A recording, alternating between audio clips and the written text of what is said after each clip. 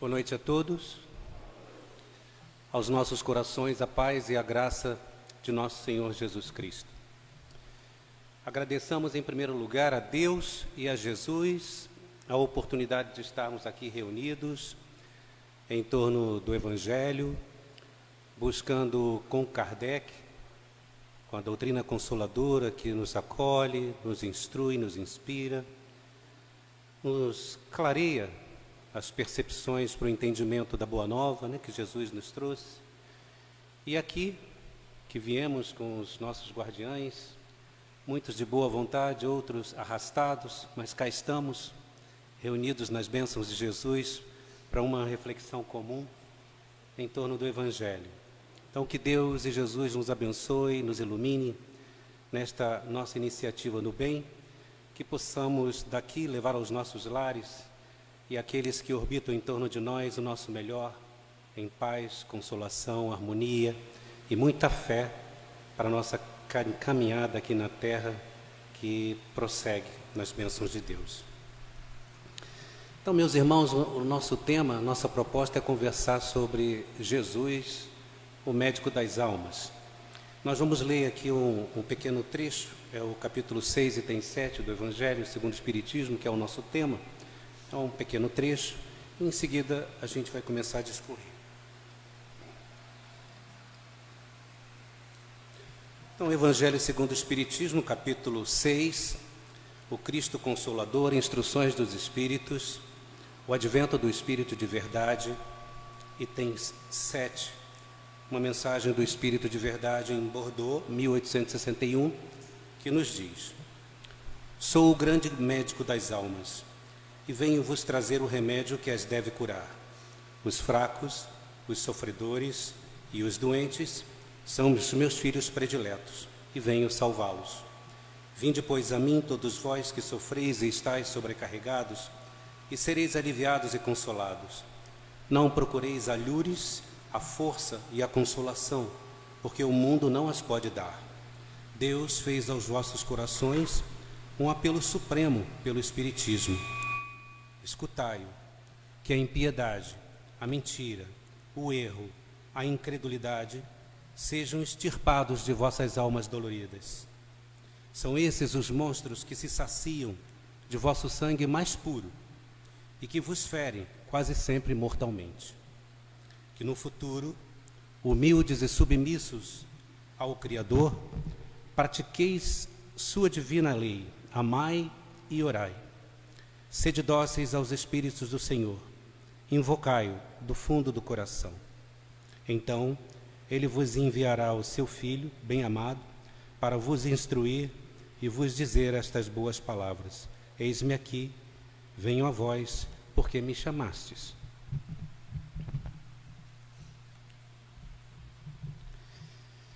E então, a gente, com base nesse texto, quando eu li a primeira vez aqui, já li muitas vezes, mas lendo para esse estudo de hoje, me vieram algumas lembranças em torno do Evangelho, quando Jesus se deparou com multidões em busca de ajuda, de consolo, de refrigério, muitos sofridos, doentes, muitos necessitados materialmente, muitos necessitados e sobrecarregados moralmente. Então Jesus está em Mateus capítulo 5, versículos 1 a 9. Jesus, vendo uma multidão de povo, vendo as multidões, ele sobe ao monte, toma assento, seus discípulos se aproximam dele, e ele então ensina dizendo: Bem-aventurados os pobres de espírito, porque deles é o reino dos céus. Bem-aventurados os aflitos, os que choram, porque serão consolados. Bem-aventurados os mansos, porque herdarão a terra. Bem-aventurados os que têm fome e sede de justiça, porque serão saciados. Bem-aventurados os misericordiosos, porque alcançarão a misericórdia. Bem-aventurados os que têm o coração puro, porque verão a Deus. Bem-aventurados os pacíficos, os pacificadores, porque serão chamados filhos de Deus. Percebamos nós aqui que, ouvindo essas palavras, nós aqui hoje, muito tempo depois da passagem do Cristo entre nós, embora esteja conosco em nossos corações, sentimos o acolhimento, o aconchego do colo do Cristo. Imaginemos nós aquela multidão à época.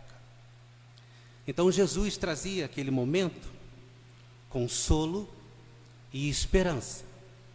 Embora muitos foram curados, muitos foram atendidos em suas necessidades físicas, muitos foram despertados em suas dificuldades morais e atendidos em suas dificuldades espirituais. Assim como nós aqui vibramos e sentimos com a fala, basta que leiamos, cada um de nós individualmente, que vamos sentir as mesmas coisas, as mesmas sensações, as mesmas emoções, o mesmo acalento, a mesma segurança. Então, Jesus à época trouxe consolo e esperança.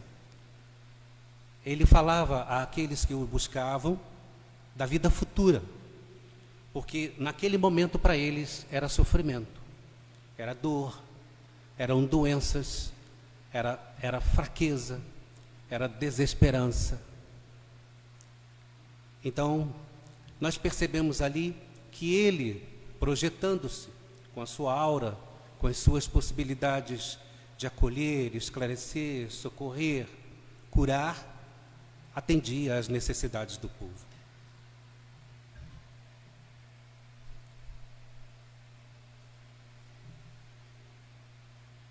Nesse texto de hoje, do Evangelho segundo o Espiritismo, o Espírito da Verdade, ele traz uma mensagem parecida, mostrando ele que o nosso médico das almas, Jesus, ele tem em nós os fracos, os sofredores e os doentes, os seus filhos prediletos.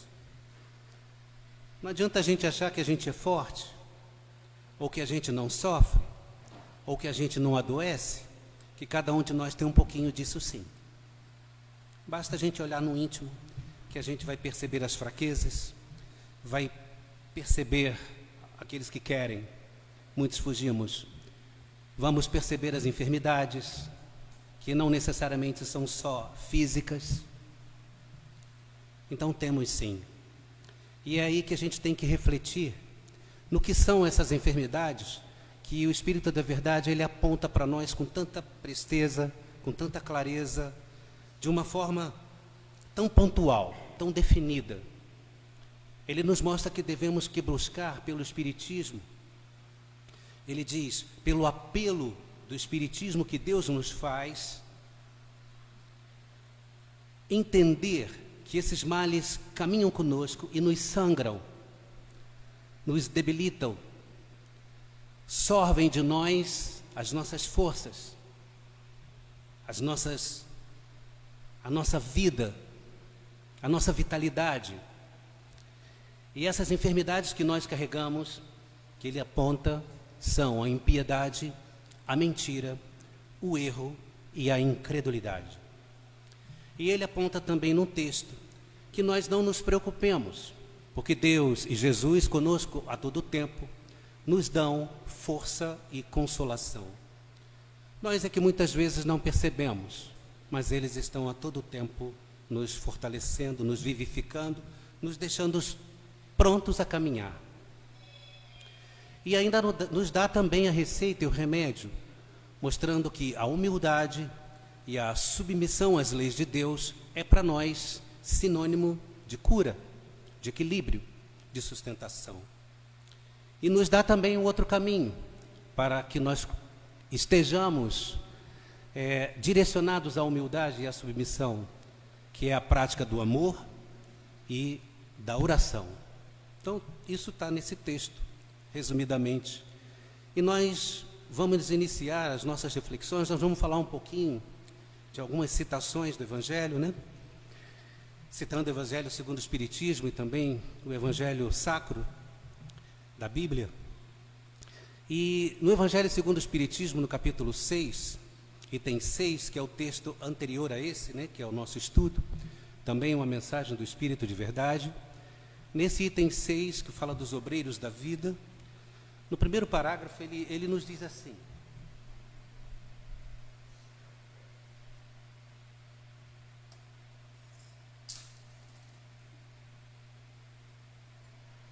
ele nos traz uma reflexão e que nós observemos a importância da resignação, de entendermos que não estamos sós nas lutas.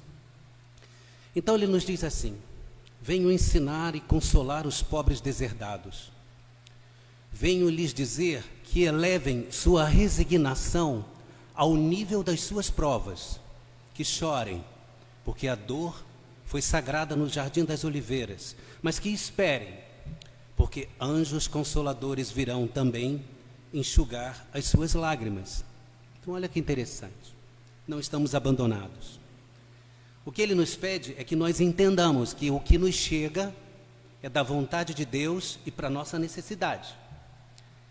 Que compreendamos isso, que entendamos que as provas, que ele pede que elevemos a prova, a nossa resignação ao nível da prova, para que nós aceitemos o que nos chega. Não é porque o que nos chega dói, ou o que nos chega faz mal, ou o que nos chega nos incomoda, que não é bom. Nós temos que entender que muitas vezes a linguagem de Deus para nós é a dor, é o sofrimento, é a angústia, é o desespero, porque, queridos amigos, queridos em Cristo, é a linguagem que nós ainda entendemos. Ainda não somos capazes de plenamente entender o amor. Então Deus não se manifesta para nós pleno, na plenitude do amor dele para conosco, e sim nas possibilidades que temos de entendê-lo, do seu amor por nós, que muitas vezes para nós dói. Então ele pede que a gente eleve a nossa resignação ao nível da prova, que entendamos que o que chega, a despeito do que vai nos causar, é bom.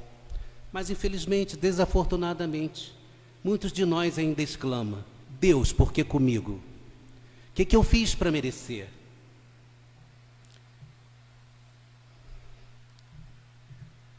Caminhemos na compreensão de que Deus quer sempre o nosso bem, que Jesus, o seu intercessor por nós, está sempre espraiando sobre a natureza humana e sobre as obras humanas na terra, misericórdias de Deus nosso Pai. A outra reflexão também, deste mesmo capítulo, item 6, né, que é o segundo parágrafo dos obreiros da vida, ele fala da importância do trabalho. O trabalho para nós aqui na terra, queridos, é uma expiação. Raros de nós trabalham por prazer. Raros de nós conjumina trabalho e prazer.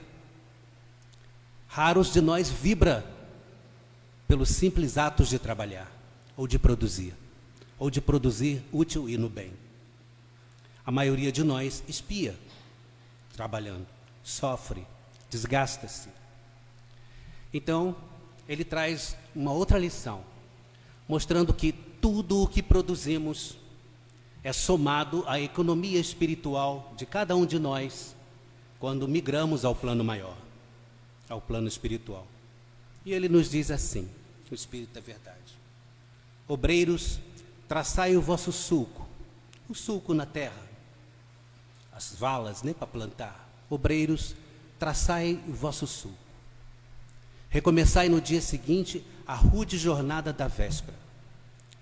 O labor das vossas mãos fornece o pão terrestre aos vossos corpos, mas vossas almas não estão esquecidas, e eu, o divino jardineiro, as cultivo no silêncio dos vossos pensamentos. Olha que coisa linda. E continua: nada está perdido no reino do vosso Pai.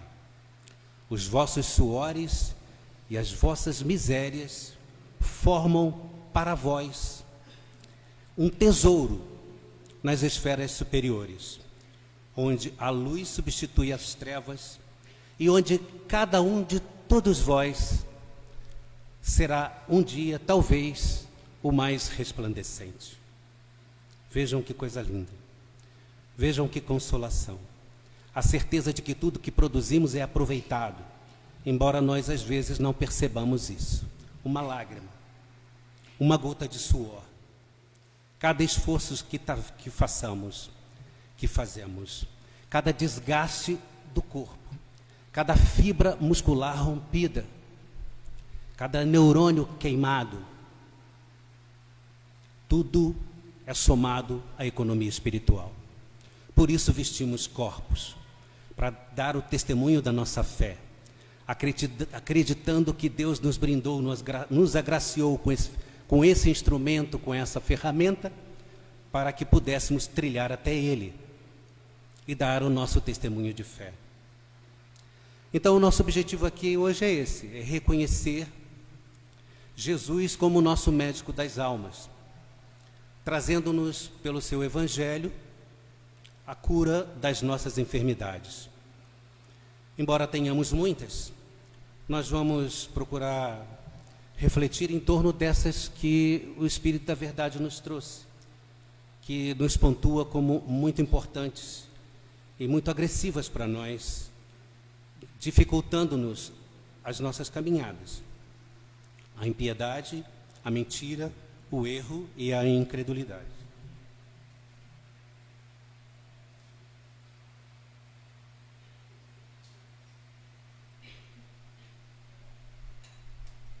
Para cada uma delas, então, vamos apontar uma possibilidade de remédio. Na obviedade da contraposição, por assim dizer. Então, para a impiedade, qual o remédio para a impiedade? A piedade, ou a compaixão. E tem uma frase na carta de Paulo aos Efésios, capítulo 4, versículo 32, em que Paulo fala da benignidade, da compaixão. Ele diz: sede, pois, vós outros, uns para com os outros, benignos, compassivos, perdoando-vos uns aos outros, assim como também Deus vos perdoou em Cristo Jesus, nosso Senhor. Ele nos traz aqui duas ferramentas de combate à impiedade: a benignidade e a compaixão. Nós poderíamos pensar, mas Miguel, é tão difícil o exercício da benignidade, é tão difícil o exercício da compaixão. Mas todos nós temos. Somos capazes de benevolência, capazes do bem, do exercício do bem, e capazes de sermos compassivos, piedosos. Por quê? Porque somos filhos de Deus. E se somos filhos de Deus, com o DNA de Deus, temos o que Deus tem nele em nós. Embora muitas vezes não percebamos ou não exercitemos, mas temos sim compaixão. Então, o que o Espírito da Verdade nos pede é que sejamos compassivos, assim como Paulo aos Efésios, benignos e compassivos. Só que tem um detalhe: para nós, mesmo com a nossa divindade, a capacidade de sermos compassivos, piedosos, é difícil o exercício, porque nós reagimos a este exercício, a pôr em prática a compaixão. Na sociedade humana ocidental atual, muitos dos compassivos, ou dos humildes, ou dos cristãos, somos muitas vezes taxados de covardes, pusilânimes, fracos. Mas será que somos mesmos? Então, somos capazes da compaixão. O difícil é exercê-la. Vejamos alguns exemplos. Nós reagimos à dor alheia, ao sofrimento, às doenças, às enfermidades, ao que é alheio, que incomoda, ou que enfraquece, ou que deteriora, ou prejudica, ou que desequilibra. Nós reagimos com cautela, repulsa, preocupação, medo, mas em geral com indiferença, com medo, com repulsa, com interesse até, com críticas. Vamos ver. A indiferença. dificulta muito o exercício da compaixão. Por quê? Geralmente não queremos compromisso. Compaixão e piedade dão trabalho, exigem esforço, exigem devoção, exigem abnegação. Exemplo. Tem uma passagem do Evangelho de Jesus, está em Lucas capítulo 10, versículos 25 a 37, em que todos nós conhecemos. Um doutor da lei, procurando por Jesus, se dirige a ele e diz assim: Mestre, querendo testar Jesus e querendo tentá-lo. Mestre, o que eu preciso para possuir a vida eterna? E Jesus lhe diz: o que está escrito na lei? Ele era um doutor da lei. O que está escrito na lei? O que ledes nela? E esse doutor da lei diz: amarás o Senhor teu Deus de todo o teu coração, de todas as forças, de todo o teu espírito, e a teu próximo como a si mesmo, como a ti mesmo. Jesus então responde: fazei isso e vivereis. Mas o doutor da lei, não satisfeito, ainda querendo testar Jesus, tentá-lo, ele pergunta: mas mestre, quem é o meu próximo? E aí Jesus lhe conta uma parábola. Um homem que descia de Jerusalém para Jericó foi tomado por ladrões que o despojaram, o cobriram de feridas e o deixaram na estrada semi-morto. Um sacerdote que passava por ali, tendo tomado ciência da situação, desvia e passa ao largo. Um levita, que também passava pelo mesmo local, percebe o acontecido e passa distante. Mas um samaritano que vinha pelo mesmo caminho foi tomado de compaixão por ele. Ajoelhou-se, tomou-o nos braços, derramou azeite e vinho em suas feridas, as enfaixou, colocou-a na garupa do seu cavalo, levou-o até uma hospedaria e disse ao funcionário: tudo que despenderdes a mais, eu restituirei no meu regresso. E Jesus então pergunta para o doutor da lei: então, quem é que foi o próximo daquele que foi despojado e atacado pelos ladrões? E o doutor da lei responde: aquele que exerceu misericórdia para com ele. Jesus então diz: vai, faça isto. Mas vejam, mesmo aquela época, e hoje não mudou muita coisa, queridos. Fazer a caridade, exercer a compaixão, para nós não é fácil. Ainda não é fácil. Sobretudo no mundo ainda que é muito violento. Como disse nosso irmão, no mundo, na sua prece, no mundo em transição, onde o mal ainda predomina e o bem luta para prevalecer. Então, o exercício da compaixão não nos é simples e fácil. Geralmente, muitos de nós agimos com indiferença. Dói parar num sinal de trânsito e alguém chegar com a bala e você falar que não quer, porque não tem o dinheiro, ou porque não quer, realmente não quer, ou porque sente arrepios de ver uma pessoa naquela situação. Mas não custa nada trocar 20 reais em moedas e dar uma moedinha pela bala, né? Ah, mas eu vou estar contribuindo para a indústria do sinal de trânsito. Nem sempre. Nós não sabemos, porque muitas vezes aquele que chega numa condição assim já se humilhou muito e para eles é muito difícil estar ali. Uma outra situação que torna difícil esse exercício da caridade é o medo, ou o exercício da compaixão, porque muitos de nós temos medo do contágio, de sermos contaminados pela dor, pelo sofrimento, pelo desespero, pela dificuldade, pela enfermidade que o outro traz nua e crua para a nossa visão. E muitas vezes, que é a outra situação, nós sentirmos repulsa, asco, pelo cheiro, pela aparência, e queremos distância, não queremos acolher.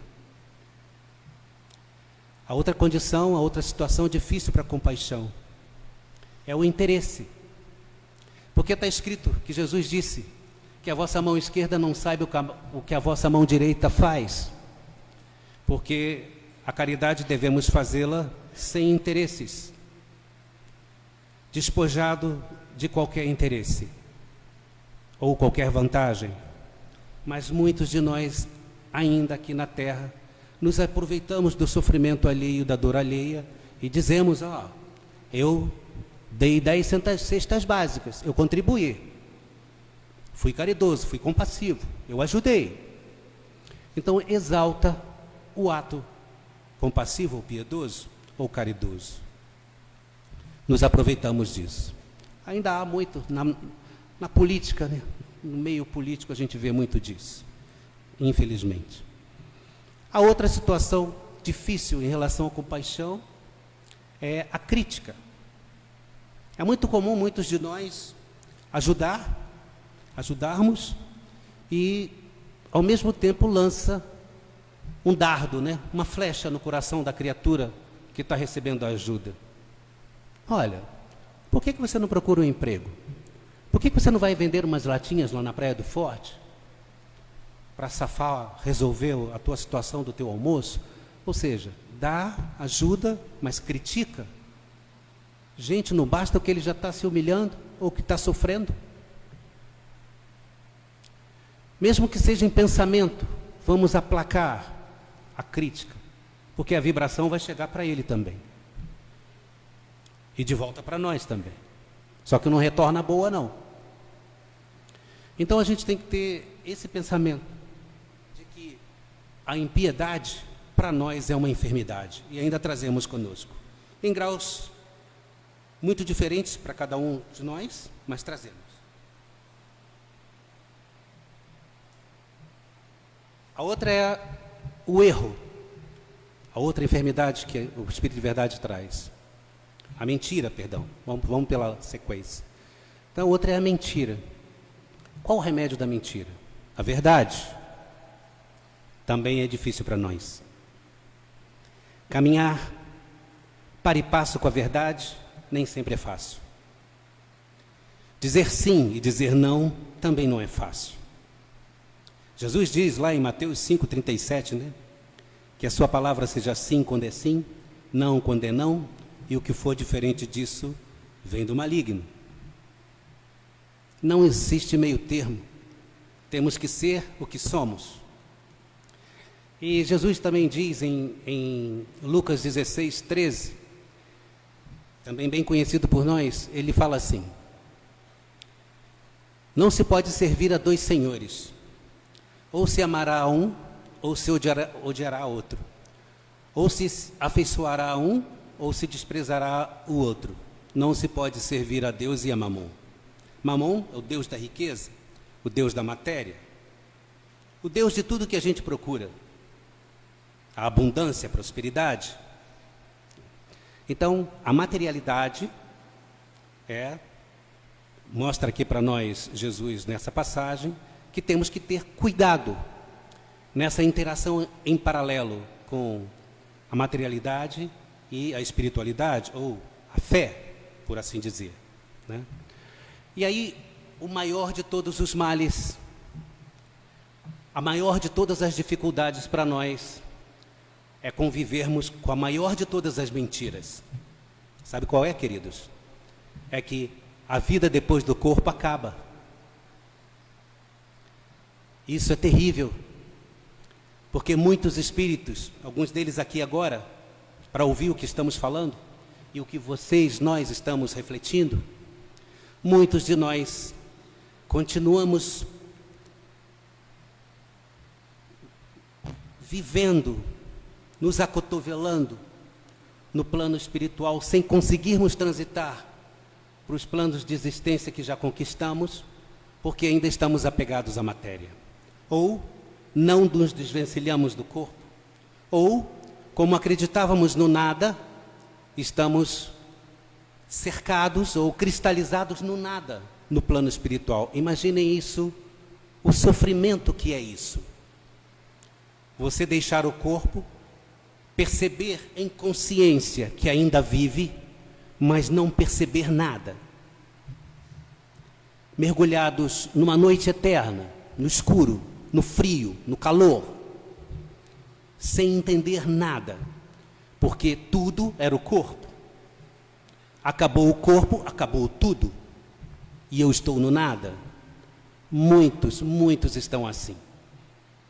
Então, esta inverdade é uma responsabilidade nossa pelo combate.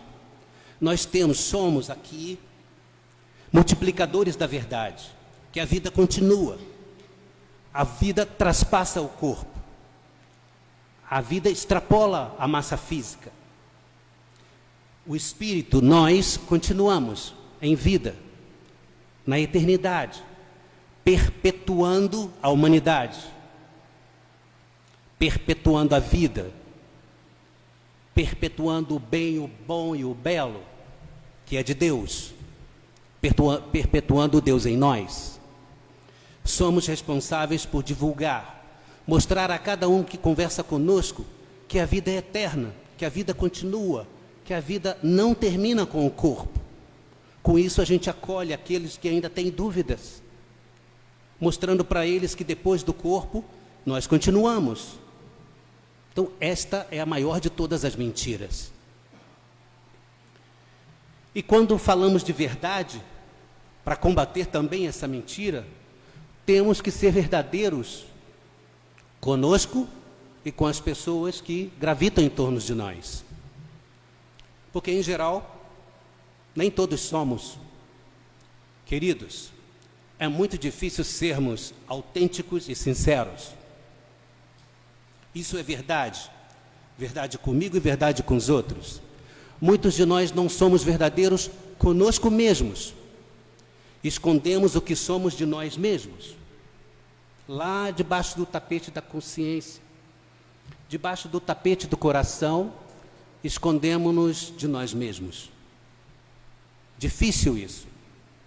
Imagina uma pessoa vivendo assim, sem ser autêntica consigo e com os outros.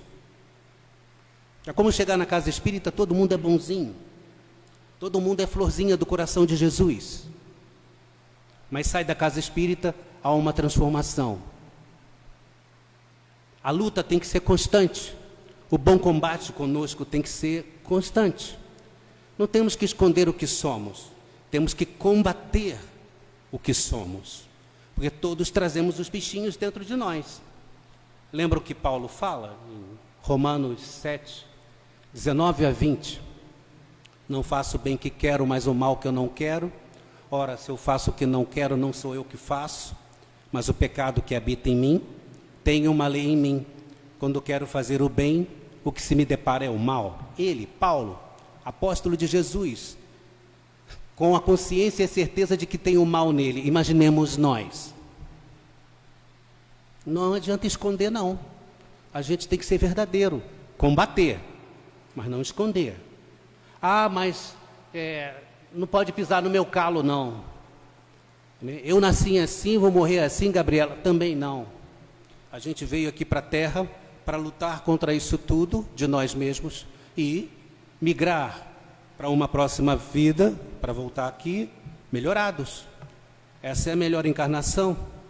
A seguinte, Jesus não falou no Sermão do Monte que tudo vai ser melhor? Não nos trouxe consolo e garantia de que a vida futura é melhor? Então a gente está aqui para lutar pelo nosso futuro, pelos corpos melhores, pelo planeta melhor, pela melhor encarnação. E também temos que ser, além de sinceros, honestos. Sinceros conosco e com os outros e honestos também conosco e com os outros. Honestos, retidão de princípios, observância das leis dos homens, observância das leis de Deus, da moralidade. Todos nós, alguns de nós, quando temos chances, burlamos as leis, seja dos homens e, entre aspas, até as de Deus. As dos homens pelos simples exemplos. Um sinal de trânsito vermelho, vamos colocar a mão na consciência. Quantos de nós já avançamos? Um sinal vermelho. Muitos e muitas vezes. É lei dos homens, criamos para nós e muitas vezes desobedecemos. Estamos sendo honestos?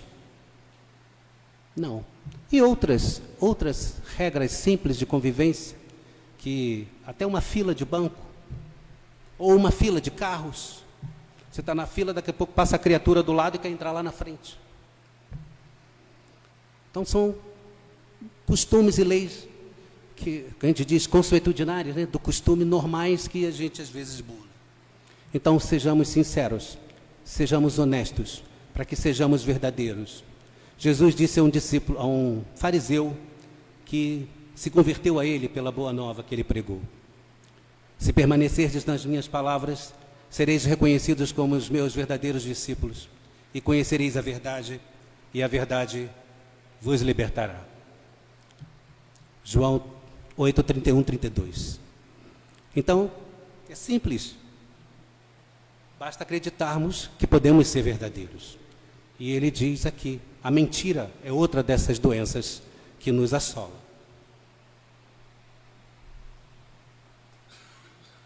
A outra é o erro. E qual é o remédio do erro? Eu pensei até, quando eu estava lendo e estudando, eu pensei assim, o acerto. Não é? Seria o óbvio. Mas o Espírito da Verdade, ele nos diz, é a resignação. Sabe por quê? Porque muitos de nós, eu já ouvi isso algumas vezes, eu estou no planeta Terra, o planeta de provas e expiações, então eu estou aqui, eu posso errar à vontade. Quem disse? Nós não estamos aqui para errar. Nós estamos aqui para acertar. Nós estamos aqui para corrigir os erros que cometemos outrora, nas encarnações anteriores e até numa mesma encarnação. Então não estamos para errar, estamos para corrigir os erros.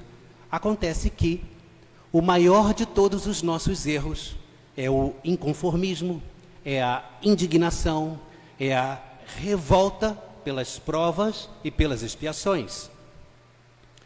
Porque raros de nós nos conformamos. Raros de nós nos resignamos com as provas e com as expiações. Nós vamos voltar a esse debate. O Espírito da Verdade diz no capítulo 6 ainda, item 6, no último parágrafo, ele fala assim: instruí-vos na preciosa doutrina que vos ensina, instruí-vos na preciosa doutrina que dissipa o erro das revoltas e vos ensina o objetivo sublime da prova humana. Que doutrina é essa?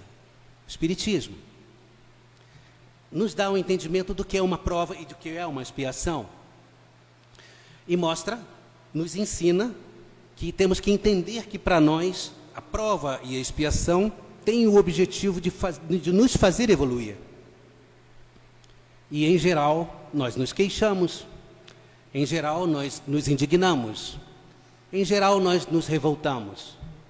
Nos revoltamos com a gripe, olha, uma gripe que passa em 7 dias, em geral. Nós nos revoltamos, meu Deus, como demora, eu não aguento mais tossir, não aguento mais espirrar, não aguento mais ter febre, porque comigo, eu estava tão bem de saúde, o que foi, de quem que eu peguei, aí quer botar a culpa na criatura que transmitiu o vírus. Então a gente reclama de tudo. Às vezes pequeninas provas, pequeninas experiências que são para nós necessárias no corpo, para melhorar o corpo que vestimos, que nós vamos devolver para a terra, fluidos depurados. E aí a gente se queixa, a gente se revolta. E o Espírito da Verdade chama de erro da revolta. E é aí que vem o remédio, é a resignação. Sabe por quê? Nós vamos trazer aqui uma passagem de Paulo, na carta aos Romanos, capítulo 8, versículo 38, em que ele dá uma prova que a gente não precisa se revoltar, porque Deus é conosco. Ele diz assim: pois estou persuadido de que nem a morte nem a vida, nem os anjos nem os principados, nem o presente nem o futuro, nem as potestades, nem as alturas nem os abismos, nem qualquer outra criatura poderá nos apartar do amor que Deus nos testemunha em Cristo Jesus, nosso Senhor. Deus nos ama. Deus quer o nosso bem. Deus faz tudo para que estejamos bem. Recebemos dele a todo tempo misericórdias. Recebemos recursos de vida, de vitalidade, de companheirismo, de fraternidade, de sociedade, onde podemos interagir, porque somos seres gregários, não conseguimos viver sozinhos. Chegamos aqui sozinhos, convivemos em comum e retornamos sozinhos, mas não conseguimos evoluir isoladamente. Recebemos de Deus tudo, no amor pleno dele por nós. E mesmo assim, quando nos chega o testemunho da fé, pela luta, pela dor, que é a linguagem que entendemos, nós nos queixamos. Pior, nós nos revoltamos. E aí que o Espírito da Verdade fala que este é o erro da revolta. E a resignação, ela pede de nós, ela demanda de nós alguns entendimentos. O primeiro é que as leis de Deus, elas são implacáveis, são inexoráveis, elas vão atuar sempre sobre nós. As leis naturais e as leis morais. Tanto que Kardec tem um capítulo no Livro dos Espíritos só sobre a lei natural. Vários desdobramentos sobre a lei natural. E o Livro dos Espíritos desdobra cada uma delas, né? Adoração, trabalho, adoração, trabalho, reprodução, conservação, né?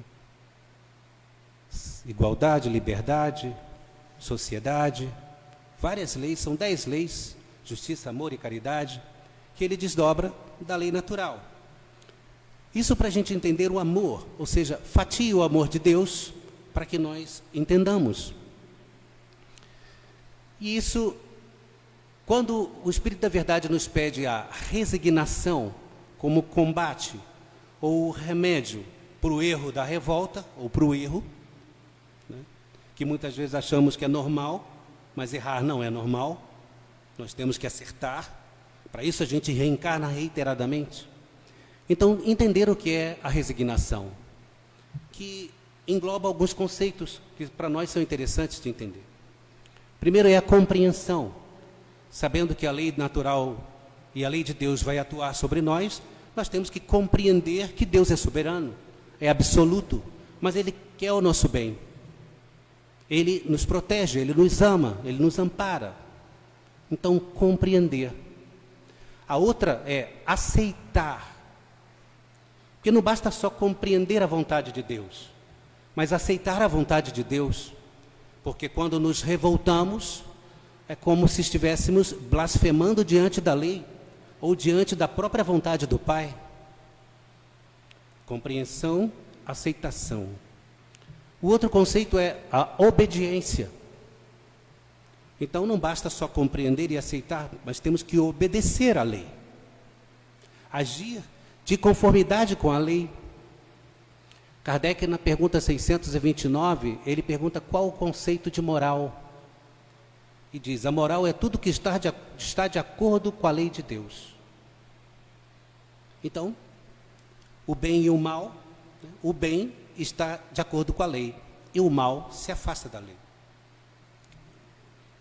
O outro conceito é a submissão, que para nós é muito difícil, porque ainda somos orgulhosos, e entender que temos que nos submeter a alguém, embora esse seja o alguém lá de cima, ainda choca. Nem sempre queremos nos submeter. Achamos que somos plenos por estarmos no corpo, estarmos na vida, sobretudo aqueles que acreditam só no corpo, ou que acreditam no nada depois da vida. Esses são muito renitentes ou difíceis de se dobrarem ao entendimento de Deus, da vontade de Deus e da submissão à vontade de Deus. Então, com isso, a gente entende que é importante a resignação para combatermos a facilidade ou a frequência com que erramos ao nos revoltarmos com o que nos chega, independente do que seja, pela vontade de Deus.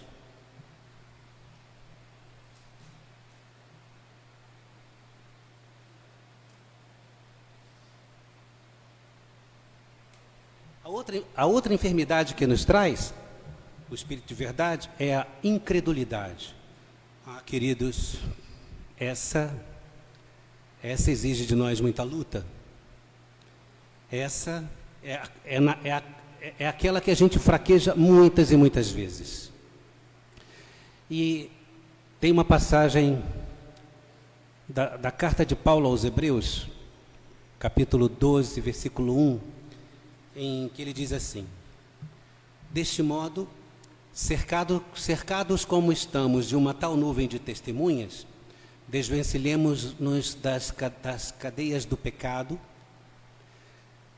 corramos com perseverança ao combate proposto, com o olhar fixo no autor e consumador da nossa fé, Jesus Cristo. Então, qual é o remédio para a incredulidade? A fé. Agora, o que Paulo nos traz aqui? Deste modo, cercados como estamos por uma tal nuvem de testemunhas.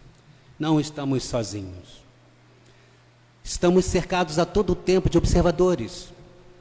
Observadores do bem e observadores desviados da luz, que só esperam de nós os comportamentos necessários para que possam atuar conosco.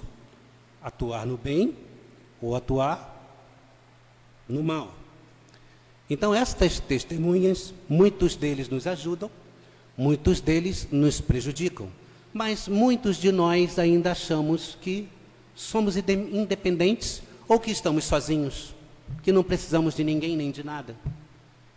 Então, ignoramos muitas vezes o outro lado da vida, ou temos dificuldades, algumas vezes, de crer no que é espiritual. Porque não vemos, não tocamos, aí não acreditamos. Então, a falta de fé, a incredulidade nos enfermiça, nos traz doenças, nos traz prejuízos, porque fraquejamos e somos suscetíveis aos ataques, aos dardos maléficos que nos chegam por aqueles irmãos que ombreiam conosco, porém estão desviados da lei maior, desviados da luz, e somos alvos fáceis. Então, a incredulidade, o remédio é a credulidade, ou a fé. Mas quando existe dúvida, que é o caminho para a incredulidade, ou o instrumento da incredulidade, ela traz dificuldades, ela traz males, traz o escárnio, traz o desrespeito, traz o egoísmo, traz o desamor.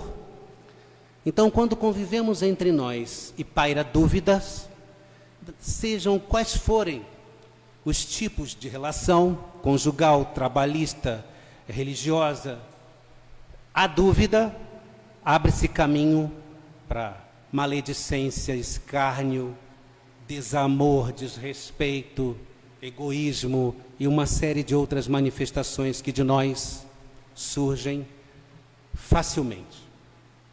Então, isso tudo nos torna enfermiços, doentes e proliferando males no meio social onde convivemos. Então, é muito comum, muitas vezes, a dúvida na casa espírita, ou a dúvida no templo religioso que frequentamos. Eu não vou ser mais protestante, não. Agora eu vou para a Umbanda, porque a Umbanda eu acho que vai atender o que eu quero. Aí não atendeu. Eu vou para a casa espírita. Aí chega aqui, não, olha só. Aqueles médiuns lá, olha, não senti firmeza naqueles médiuns, não. Eu vou para outra casa espírita. E aí fica trilhando, mudando. Ou seja, a luta dele não é nem com ele.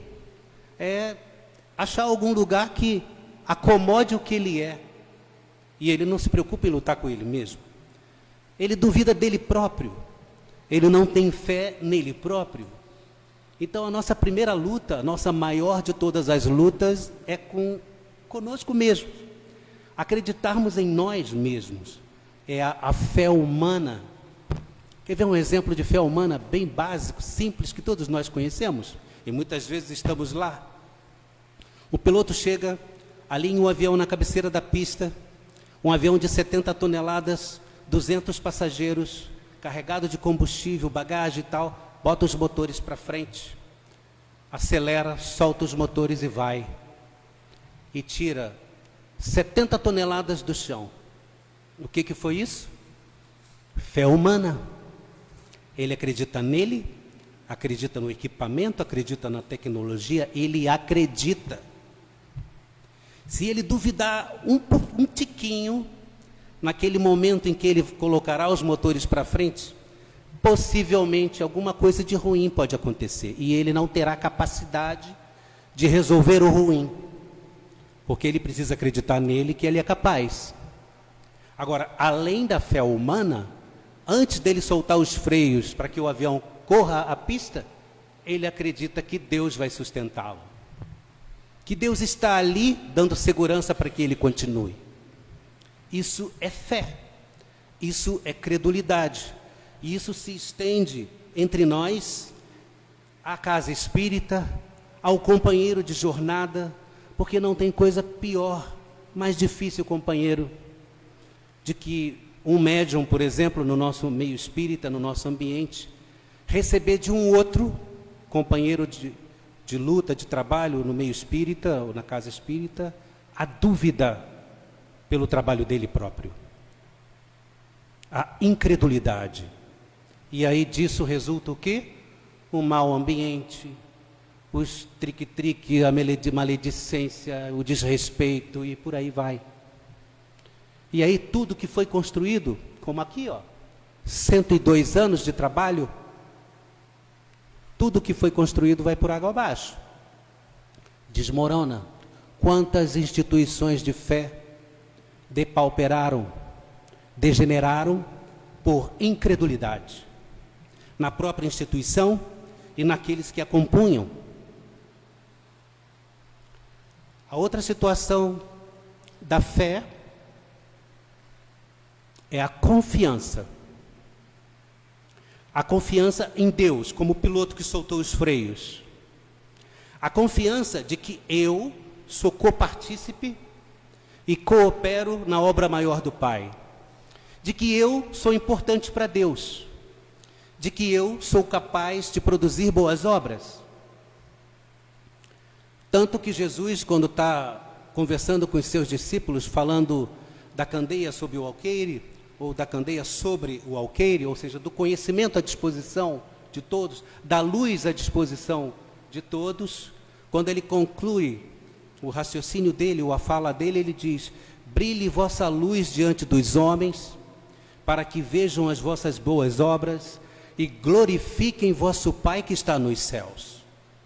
Porque o que fazemos é para a honra e glória de Deus, não é para mim nem para os outros, é para o Pai. É para Deus, é para Deus nosso Pai. Um outro exemplo interessante, uma outra fala interessante é de Paulo na carta aos Colossenses, capítulo 3, versículo 23. Paulo tem uma frase que a gente tem que carregar, nós temos que carregar essa frase conosco a todo tempo, porque é importantíssima para entendermos o propósito de nós aqui, nosso propósito aqui na terra. Paulo diz assim aos Colossenses: tudo o que fizerdes, fazei-o de bom coração, como ao Senhor Jesus, e não para os homens. Porque o nosso erro maior é muitas vezes querer fazer as coisas para que os outros vejam e reconheçam. E muitas vezes ficamos aborrecidos porque não reconheceram, não parabenizaram, não elogiaram, não deram as felicitações, não deram o like, vamos dizer, ou compartilharam. Então nós sentimos a necessidade do afago no ego, ou de que a nossa mão direita seja vista pela esquerda.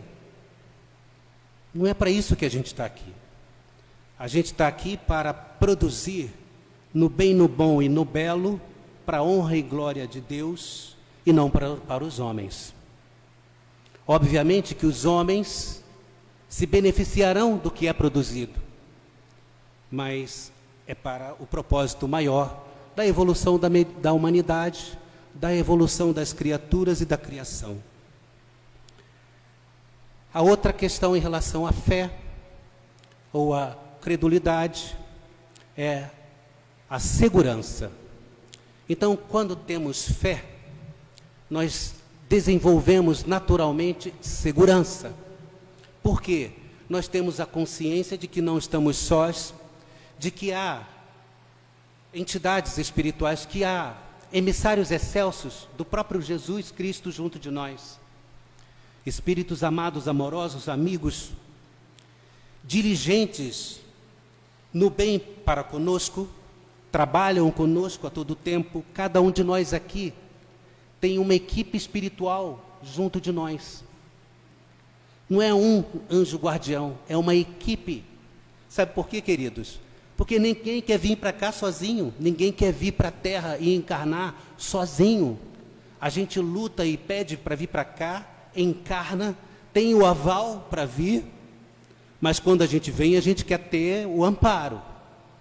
Então a gente vem com o anjo guardião, a gente vem com o espírito que apoia o guardião lá da minha profissão, o guardião familiar, o guardião do lar, é o espírito simpático numa atividade que eu faço esportiva. Ou seja, tudo que a gente realiza nas mais diversas atividades humanas, das mais simples às mais complexas, há irmãos nos tutelando, o amparo, a segurança. Então não temamos, caminhemos na nossa encarnação, no nosso projeto, seguros de que não estamos sozinhos e que vamos conseguir e que retornaremos ao plano maior melhorados, melhores. Então, esses anjos guardiães, leiam lá, Evangelho segundo o Espiritismo 28, item 11, e Livro dos Espíritos, questão 495, sobre os espíritos protetores e os anjos guardiães. Aí nós recebemos deles proteção, impulso ao progresso. Como são esses impulsos? Orientações, intuições, conselhos. Às vezes simples conselhos, você está dirigindo, vou entrar nessa esquina, aí não, vou entrar na outra. Aí você não entra naquela, tinha um acidente e você provavelmente se envolveria no acidente. E você entra na outra esquina e às vezes nem fica sabendo do acidente. Leiam também o livro de Tobias, da Bíblia. É um livro pequeno, mas conta a história de Tobias com o anjo Gabriel, o anjo guardião dele, na travessia que ele tinha que fazer. Ele faz tudo, recebendo as benesses, ultrapassando as dificuldades, vencendo as dificuldades, e quando chega no final, ele, agradecido a Deus, faz uma prece e o anjo se apresenta e diz que esteve com ele a todo tempo. É uma história muito linda, vale a pena ler. Então, queridos, com isso a gente encerra aqui nossas reflexões. Vou deixar uma frase de fecho do Evangelho segundo o Espiritismo, no capítulo 6, item 5. É também uma mensagem do Espírito de Verdade, o último parágrafo, que é muito conhecida de nós espiritistas, né? Que ele diz assim: Espíritas, amai-vos, este é o primeiro ensinamento, instruí-vos, este é o segundo. Todas as verdades estão no cristianismo. Os erros que nele se enraizaram são de origem humana, e eis que além do túmulo, que muitos acreditáveis o nada, vozes vos clamam, irmãos, nada perece. Jesus Cristo é o vencedor do mal, sede os vencedores da impiedade. Olha ele de novo aí, impiedade. Combatamos, vençamos o anseio, o medo, as dúvidas de sermos compassivos. Sejamos compassivos, benignos, uns para com os outros. Muita paz, que Deus abençoe e ilumine cada um de nós em nossas vidas, em nossas caminhadas. Que sejamos apoio segurança, recíproco na nossa caminhada. Um grande abraço a todos. Graças a Deus. Graças a Deus. Agradecemos.